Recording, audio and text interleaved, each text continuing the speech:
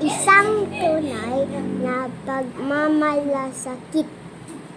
Dumating sa bahay ni John ang kaibigang si Alan. Basang-basa siya dahil sa ulan. Pinapasok siya ni John. Inay, ito po ang kaibigan ko kong si Alan.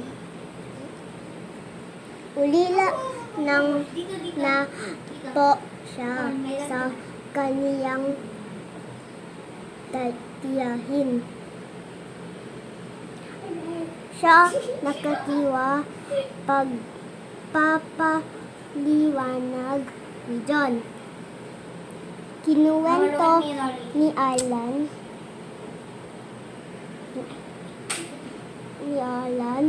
kung bakit siya nabasa. Pauwi na wow siya sa bahay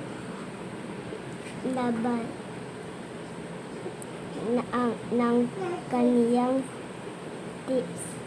tiya nang bumuhos ang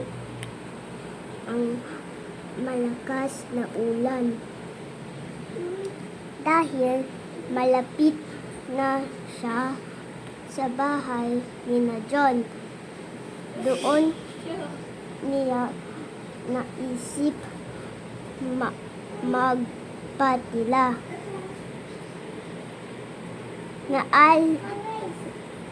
Nalaala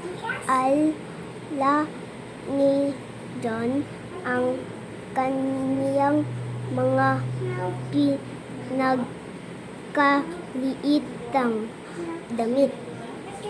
Maganda po pa ang mga iyon. Kasya ang mga iyon kay Alan.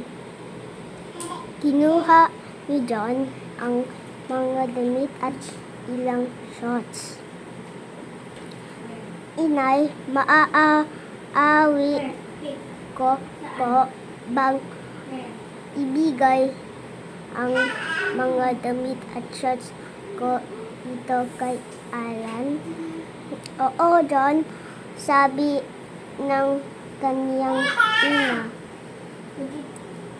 Kailangan niya ang mga tuyong damit.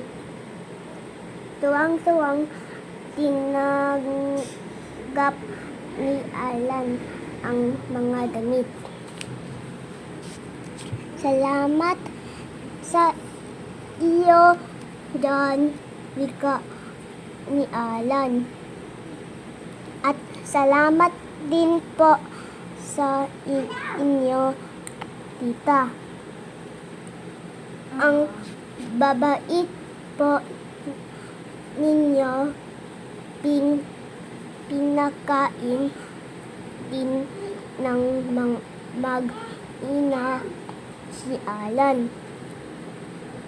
At nang huminto na ang ulan, umuwi na siya sa kanyang tiya.